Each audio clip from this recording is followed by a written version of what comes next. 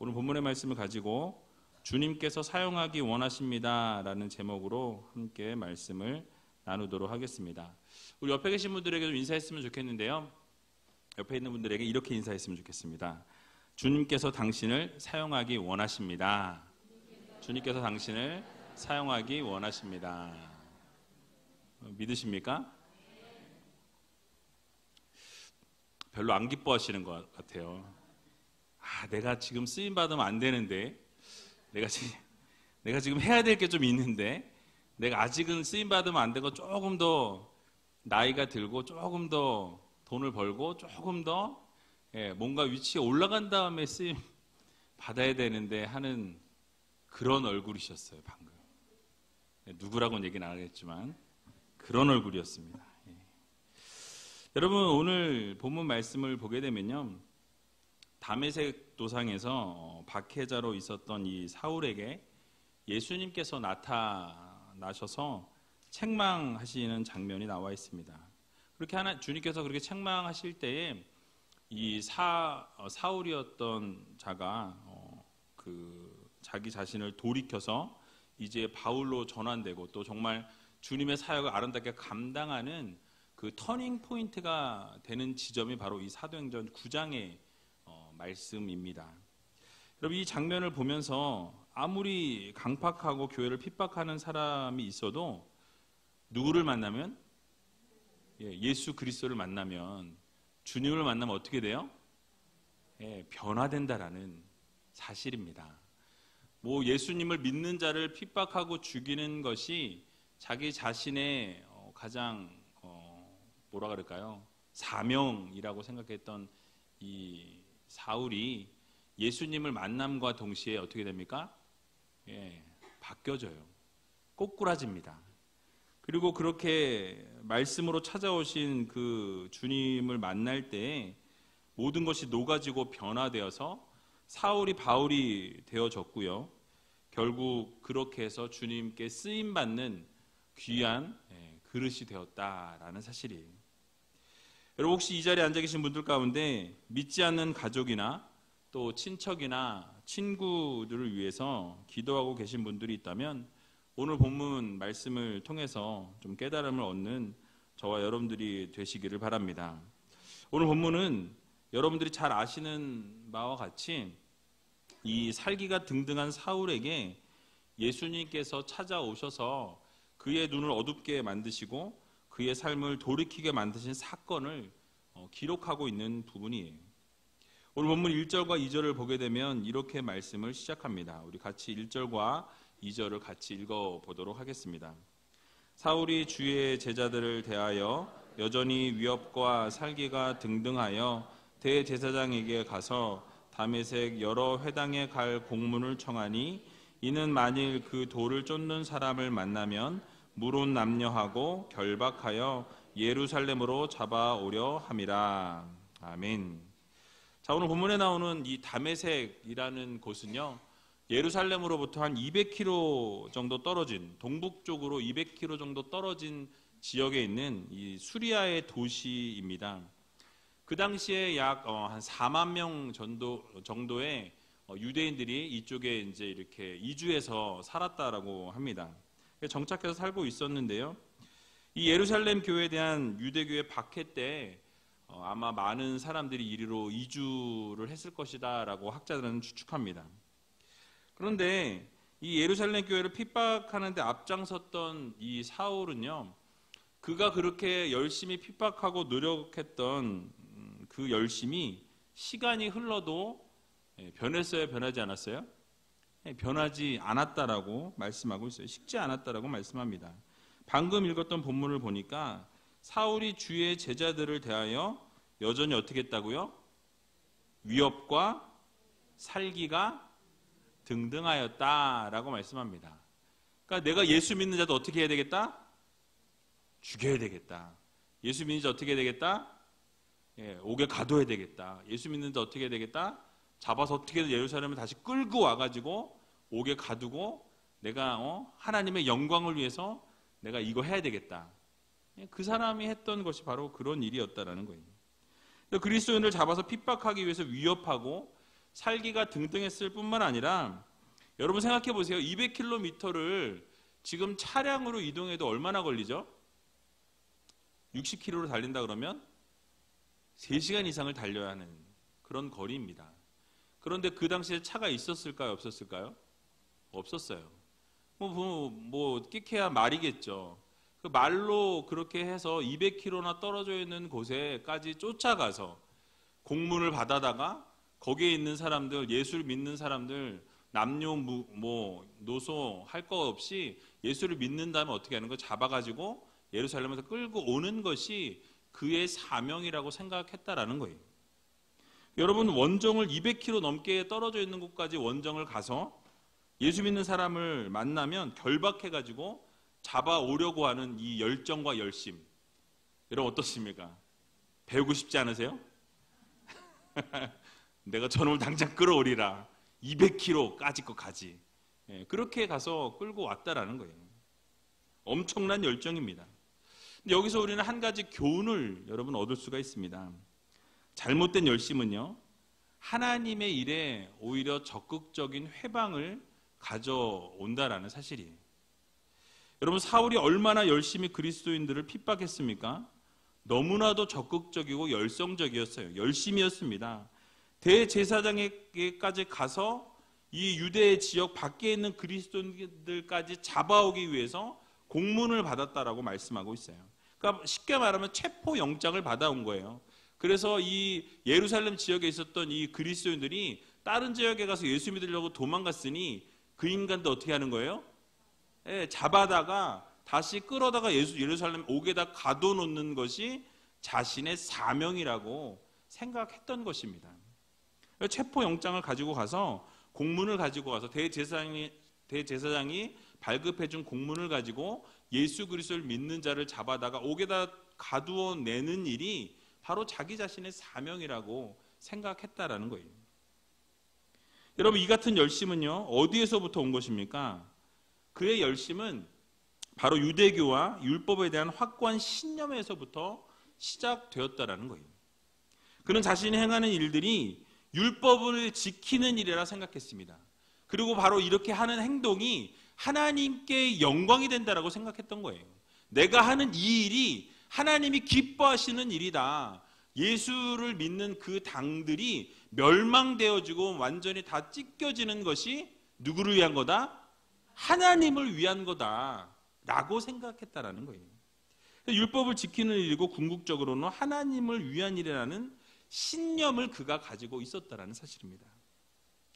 여러분 그러나 그것은요, 참된 진리에 대한 무지에서 비롯된 결과였습니다.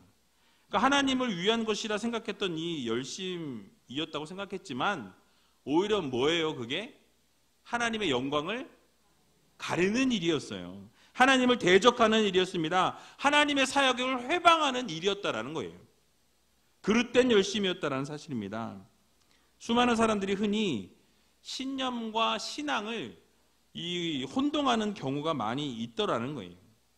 자신이 가진 단순한 종교적인 신념을 신앙이라고 착각하는 경우들이 있다라는 거예요. 그러나 신념과 신앙은 분명한 차이가 있습니다. 신념은 무엇이냐면 자신이 가진 지식과 경험에 근거해서 스스로 갖게 되는 것이 신념이에요. 그러니까 내 경험에 의지해서 내 생각과 내 판단과 내가 가지고 있는 모든 것들을 통해서 얻어진 것, 체득되어진 것, 그것이 쌓이게 된 것이 나의 신념이 되는 거예요. 그래서 때로는 그 신념이 곧 신앙이라고 생각하는 경우들이 있다라는 겁니다. 그러나 내가 그렇게 쌓아온 그 경험이, 그 신념이 때로는 틀릴 수도 있다 없다? 있다라는 거예요. 그러니까 지금 이 사울도 바울도 자신이 생각하는 이 신념, 바로 예수 그리스도를 믿는 자를 잡아다가 끌어놓고 박해하고 죽이는 것이 하나님의 영광을 위한 것이다 라는 그 신념을 가지고 그 일을 행했다라는 거예요. 여러분, 그가 하는 일이 지금 잘하는 겁니까? 잘못하고 있는 겁니까? 잘못된 일이에요. 그러나 그 스스로는 뭐예요? 하나님의 의를 위해서 내가 이 일을 한다, 하나님의 의를 위해서 내가 이것을 행하고 있다라고 생각하고 그 일을 감당해냈다라는 사실이에요. 그것이 바로 신념입니다. 그러나 신앙은 오직 하나님의 은혜로 되어지는 것이 신앙이라는 거예요. 여러분, 이 절대 진리에 근거한 것이 신앙입니다. 그러니까 내 생각과 내 어떤 경험에 의해서 축적되어진 것을 통해서 움직여지는 것이 아니라 믿음을 통해서 하나님이 주신 은혜를 통해서 하나님이 움직여주시는 대로 우리가 나아가는 것, 그것이 바로 신앙이라는 거예요. 신념과 신앙은 같습니까? 달라요. 하나님이 이끌어주시는 대로 움직이는 거예요. 하나님이 말씀하시는 대로 내 생각과 내 뜻과 내 판단과 내 의지와 다르게 하나님이 인도하셔도 어떻게 하는 거예요? 믿음으로 순종하는 거예요. 신앙으로 나아가는 겁니다. 그게 바로 신념과 신앙의 차이라는 거예요. 그러므로 우리를 구원에 이르게 하는 것은 신앙입니다. 신념이 아니라는 거예요. 그러므로 우리 모두는 신념과 신앙을 잘 구분해야 합니다.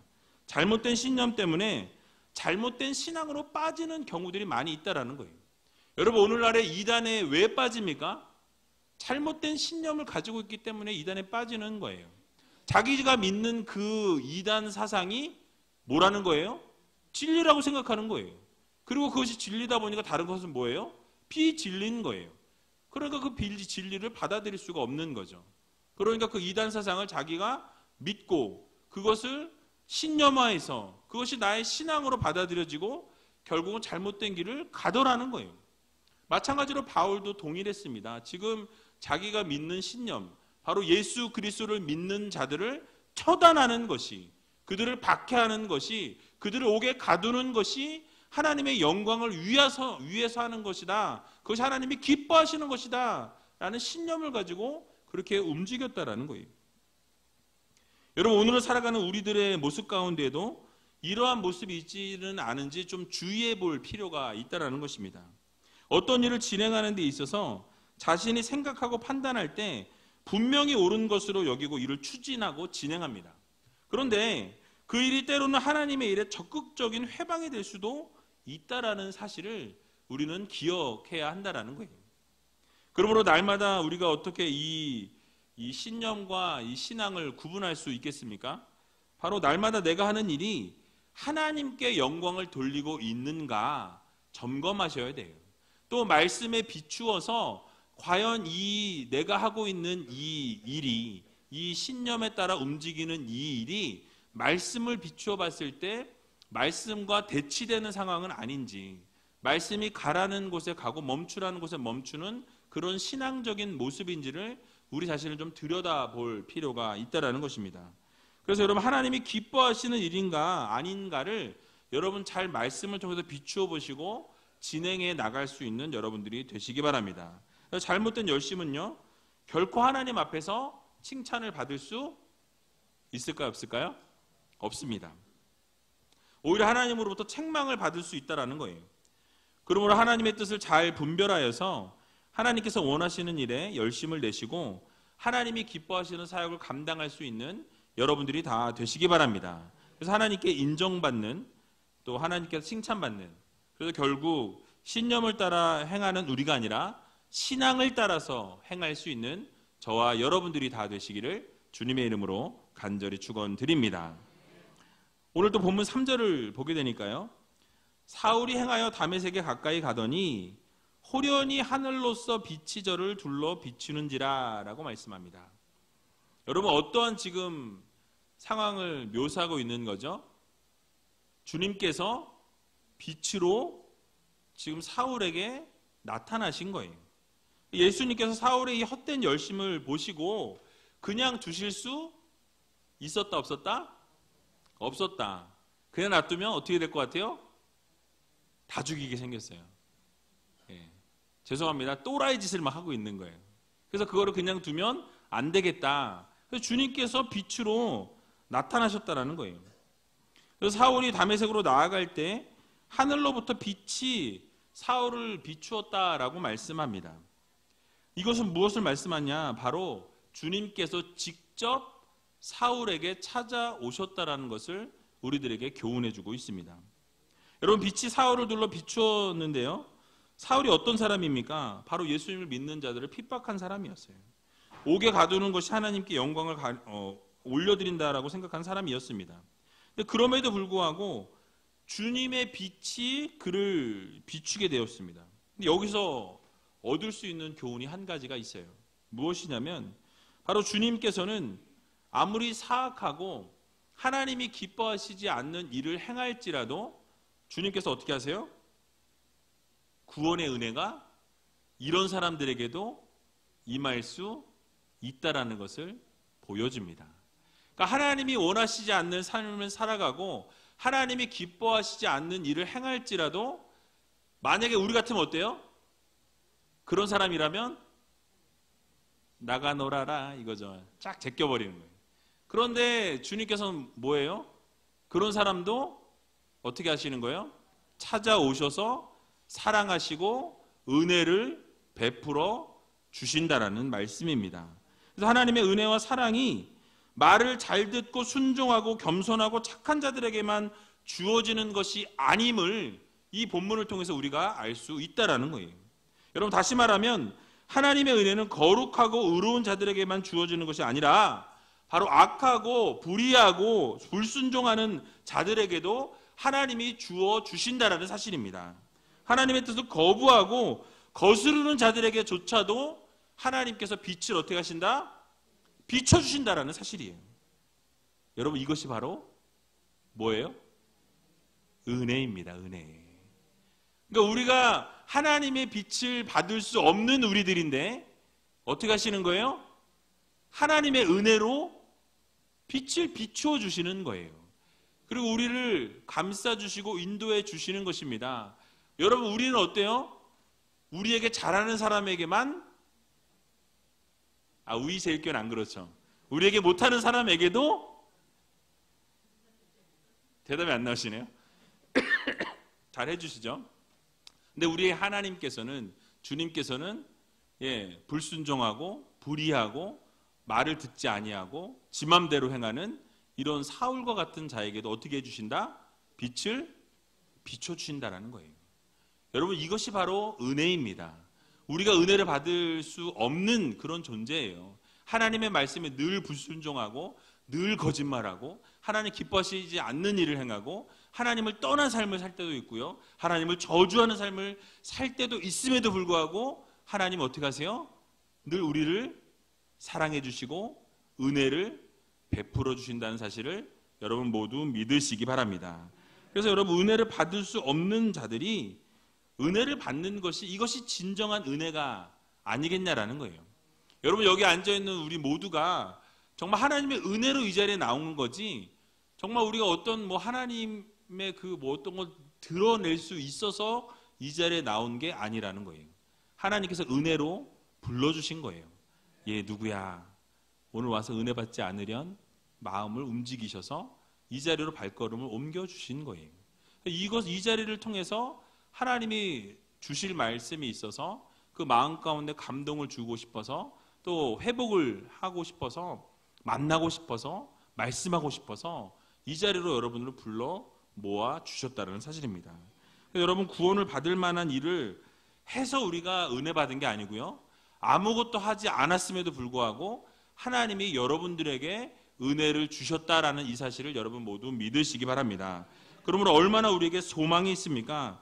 아무리 큰 죄를 저질렀을지라도 아무리 나쁜 짓을 했을지라도 하다못해 이 사울처럼 정말 막 많은 사람들 핍박하고 박해하고 이런 분들 안 계시잖아요. 이 자리에.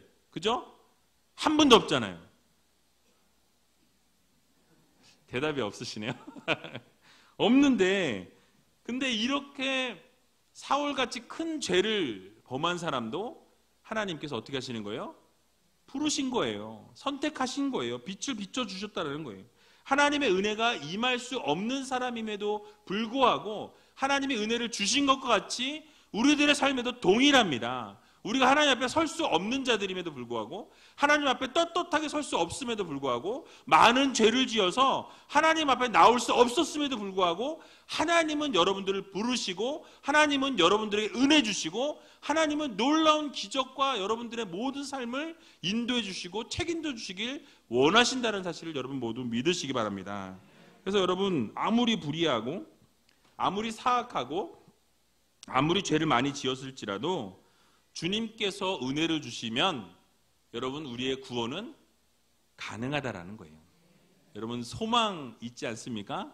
여러분들은 다 소망을 가진 자들이잖아요. 그렇죠? 주님께서 마태복음 9장 13절에서도 보면 이렇게 말씀하세요. 내가 의인을 부르러 온 것이 아니요 누구를 부르러 왔다? 죄인을 부르러 왔다라고 말씀하십니다. 그러니까 의인을 부르면 참 좋겠지만은 사실은 주님께서 오신 목적은 죄인들을 부르시기 위해서 이 땅 가운데 오셨다라는 거예요. 여러분 또한 예수님께서 십자가상에서 강도에게도 오늘 내가 나와 함께 낙원에 있으리라 라고 말씀하셨어요. 무엇입니까? 그렇게 범죄한 자, 사형에 처할 수밖에 없었던 그러한 자도 주님께서 뭐 주시면? 은혜를 주시면 그 십자가상에서 죽는 그 현장에서도 어떻게 하시는 거예요? 구원해 주시는 거예요. 건져 주시는 거예요. 여러분 이것이 바로 하나님의 은혜입니다. 여러분 스스로가 나는 하나님 앞에 설 수 없어. 나는 하나님이 나를 아무리 불러주시고 나를 용서해 주신다고 해도 내가 용서받지 못할 죄가 나에게 있어라고 생각하시는 분들이 혹시 이 자리에 앉아 계시다면 여러분 용서받지 못할 죄가 있습니까? 없습니까? 없어요. 그거는 하나님 편에서의 용서지 우리가 용서하고 말고의 문제가 아니라는 거예요. 하나님께서 여러분들 용서하셨고 하나님이 구원하셨고 하나님이 일방적으로 은혜를 주셨다라는 사실을 여러분 모두 믿으시기 바랍니다. 아멘입니까?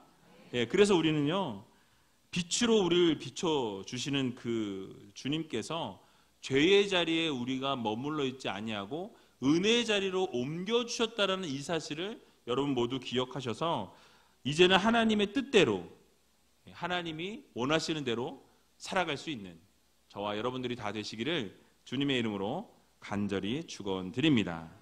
자, 그런데 어떻게 주님께서 사울에게 나타나셨습니까? 오늘 4절에서 6절에 보니까요 이렇게 말씀하고 있습니다. 땅에 엎드러져 들음에 소리 있어 가라사대 사울아 사울아 내가 어찌하여 나를 핍박하느냐 하시거늘 대답하되 주여 뉘시오니이까 가라사대 나는 내가 핍박하는 예수라 내가 일어나 성으로 들어가라 행할 것을 내게 이를 자가 있느니라 하시니 라고 말씀합니다. 여러분 직접 주님께서 이제 찾아오셨어요. 부르십니다. 여러분 무엇입니까? 하나님께서요 필요하면 하나님의 일꾼들을 직접 세우시고 부르시고 사용해 주신다라는 사실이에요. 여러분 그리스도인들을 핍박하기 위해서 다메섹으로 가던 이 사울을 주님께서 만나 주십니다. 이 만남을 통해서 예수님을 믿는 사람들을 핍박했던 이 사울이 비로소 예수님을 주님으로 믿게 되었다라는 거예요. 주님으로 받아들이게 되었습니다. 그리고 결국 주님의 종 사도 바울로 거듭나게 되었다라는 사실이에요. 여러분 만약에 주님께서 이 순간 직접 찾아오지 않으셨다면 이 사도 바울이 어떻게 되었을까요? 예, 그런 변화는 없었을 거라고 저는 생각해요. 결단코 사울은 하나님의 일꾼으로 바울로 거듭나는 일은 없었을 것이라는 거예요.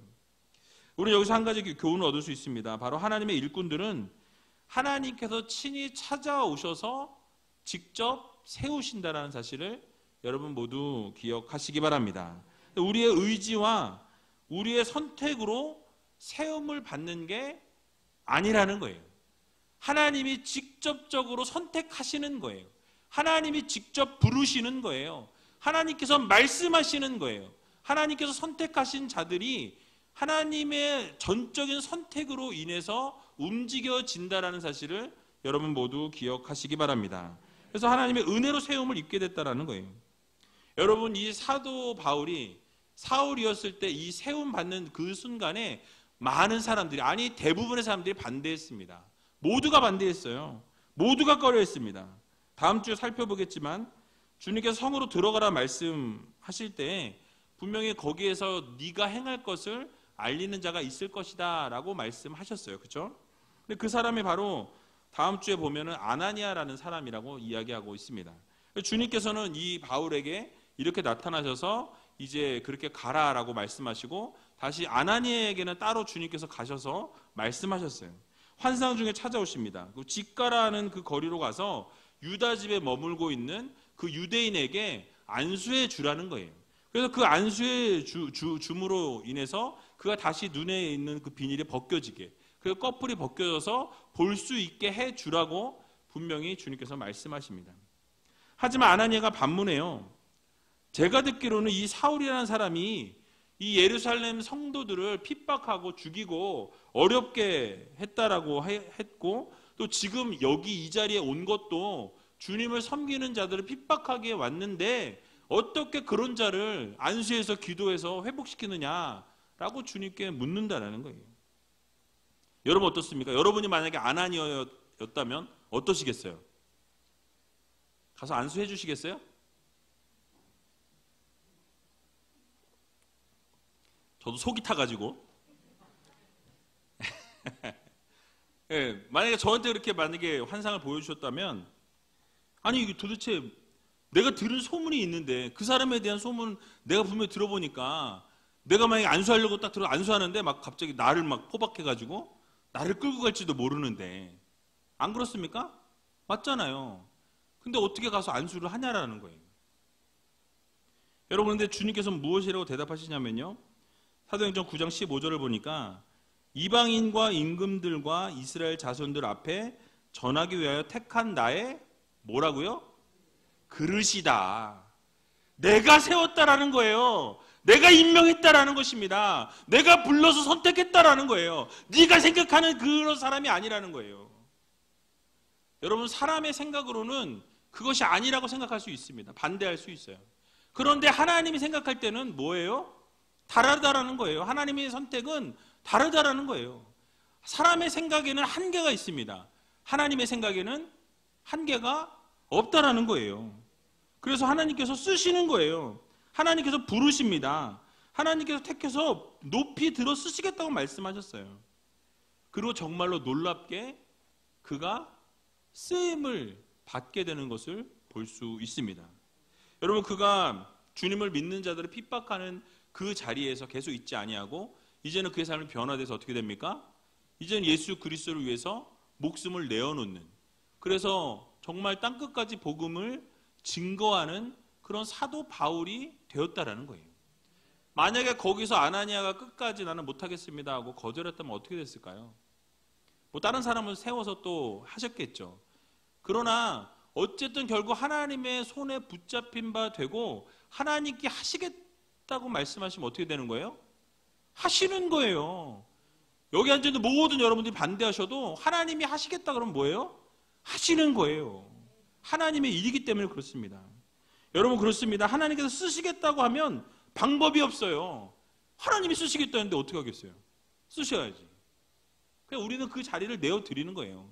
하나님이 쓰시겠다고 하면 아유 하나님 감사합니다. 저 같은 거 써주셔서 감사합니다 하고 그냥 내어드리는 거예요. 하나님 앞에 내어드리는 거예요.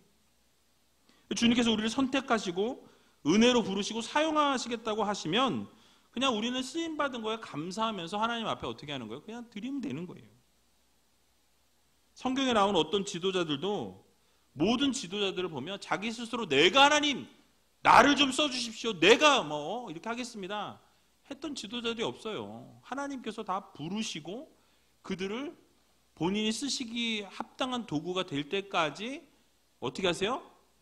다듬으세요. 훈련시키세요. 그러시고 나서 훈련이 다 되면 어떻게 하십니까? 그때 세우셨어요. 모든 지도자들의 그 모습이 다 그러하다라는 거예요. 그래서 하나님께서 부르셔서 능력을 주시고 세우실 때에 그리고 나서 사역을 감당하게 되었다라는 사실이에요. 여러분, 그래서 주님께서 요한복음 15장 16절에 보니까 이렇게 말씀하십니다. 너희가 나를 택한 것이 아니요 내가 너희를 택하여 세웠나니 이는 너희로 가서 과실을 맺게 하고 또 너희 과실이 항상 있게 하여 내 이름으로 아버지께 무엇을 구하든지 다 받게 하려 함이니라 라고 말씀하고 있습니다. 뭐예요? 누가 선택한 거예요? 하나님이 선택한 거예요. 여러분 선택한 거예요? 아니에요. 여러분이 선택한 것 같으나 그 모든 것들을 주관하시고 이끌어 가시는, 섭리하시는 분은 누구시다? 하나님이시라는 사실을 여러분 모두 믿으시기 바랍니다. 그래서 하나님의 일꾼은요, 결국 하나님이 친히 세우신다라는 거예요. 절대로 인간의 선택과 결정 혹은 스스로의 의지와 능력으로 하나님의 일꾼이 되는 것이 아니라는 사실이에요. 믿어지십니까? 예, 아멘. 그래서 여러분, 이번에 신임 임직자를 세우게 됐어요. 여러분이 다 아시는 것처럼 지난 공동의회 때 투표를 했고요. 1월 말부터 시작해서 지난주에 모든 교육이 끝났습니다. 14번의 강의와 나눔, 3개월이 넘는 시간 동안 교육을 받았어요. 쉬웠을까요? 어렸을까요? 쉽진 않죠. 왜냐하면 제가 2번 이상 빠지면 임직 못 받는다고. 그래서 한 분도 두 번 이상 빠지신 분이 없고요. 교육 기간 동안 누구 하나 불평불만하시는 분이 없었어요. 또 지난 주일을 마지막으로 모든 교육이 다 끝났는데요. 돌아보니까 참 감사한 시간들 뿐이었다라는 생각이 들고요. 또 마지막 그 1박 2일의 교육 시간 동안에 장로님들께서 교육을 마지막 마무리를 지어 주셨어요. 지난주에 이제 평가를 하고 들었는데 모든 분들이 그 장로님들의 그 교육 시간에 큰 은혜가 있었다라고 고백하시면서 너무너무 감사했다라고, 그리고 또 그렇게 교육하시는 그 모습, 그리고 그 자리에 그 은퇴할 때까지 그 자리를 지키셨다라는 게 얼마나 위대한지, 얼마나 대단한 건지 진짜 뼈저리게 다시 한번 마음속으로 느꼈다라는 고백을 우리 신임 임직자분들이 하셨어요. 여러분, 정말 모든 게 하나님의 저도 은혜였다라고 생각합니다. 여러분, 임직은 누가 세우는 거예요? 하나님이 세우시는 거예요. 목사가 세우는 게 아니에요. 하나님이 세우시는 겁니다. 사람을 통해서 일하시지만 하나님께서 하나님의 일꾼을 선택하시고 하나님이 직접 세우신다는 사실을 여러분 기억하시기 바랍니다. 그러면 여러분들에게 맡겨진 사명, 하나님께서 맡겨주신 것, 그것이 큰 사명이든 작은 사명이든, 내가 볼 땐 좀 작은 것 같고, 내가 볼 땐 저 사람이 더 큰일 하는 것 같고, 나는 요만한 거 맡겨주신 것 같을지라도 여러분 그 사명 열심히 감당하면 어떻게 하실까요? 하나님 기뻐하세요. 가까운 미래에 또는 먼 미래에 여러분들에게 잘했다, 충성된 종이라 일컬어 주실 거라는 거예요. 그러므로 맡겨진 사명에 여러분 두렵고 떨리는 마음으로 끝까지 최선을 다하시기 바랍니다. 그래서 하나님께 칭찬받고 인정받을 수 있는 여러분들이 다 되시기 바라요. 그래서 여러분들 정말로 하나님께서, 저는 그렇게 생각해요. 지난번에도 우리 이제 은퇴하시고 저기 하시는 장로님들, 원로 장로님들 되시는 분들, 이 자리에 계신 분도 있고 안 계신 분도 계신데, 은퇴하는 게 끝나는 게 아닙니다. 계속 하나님은 하나님의 일을 감당하기를 원하신다라는 거예요. 그래서 여러분들이 또 다른 시작이라는 것을 여러분 기억하셔서 정말 하나님께서 맡겨주신 사명, 죽기까지 충성할 수 있는 저와 여러분들이 다 되시기를 주님의 이름으로 간절히 축원합니다. 말씀을 정리하겠습니다. 우리가 사역을 감당하게 될 때 나의 신념이나 나의 생각 안에 갇혀서 이 잘못된 사역의 길로 나아가서는 안 된다라고 말씀드렸어요. 즉 헛된 열심은 오히려 하나님의 일을 회방하고 하나님의 영광을 가리는 일이 될 수 있다는 것 여러분 마음 깊이 새기시기 바랍니다. 또 온전한 사역을 감당하고 하나님께서 기뻐하시는 사역을 감당할 수 있는 성도들이 되어야 한다는 거예요.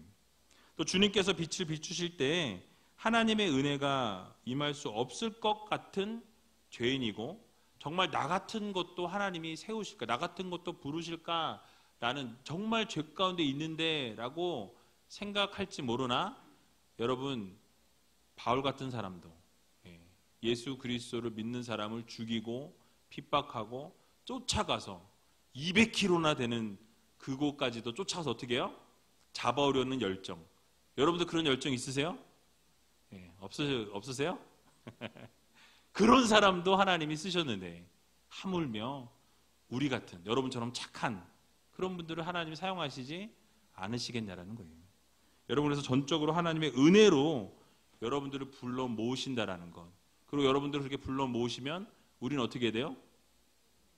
순종하고 또 하나님이 원하시는 대로 복종하고 또 그 일을 기쁨으로 감당하게 될 때 결국 하나님의 마음을 기쁘게 해드리고 하나님의 마음을 시원케 해드릴 수 있다는 사실을 기억하면서 우리의 생각과 하나님의 생각은 다릅니다. 그래서 여러분, 하나님 택하셔서 세운 일꾼은 그 맡겨진 사명을 죽기까지 충성해야 된다는 것 여러분 기억하셔서 날마다 하나님의 나라와 하나님의 영광을 위해 열정적으로 살아갈 수 있는 저와 여러분들이 다 되시기를 주님의 이름으로 간절히 축원드립니다.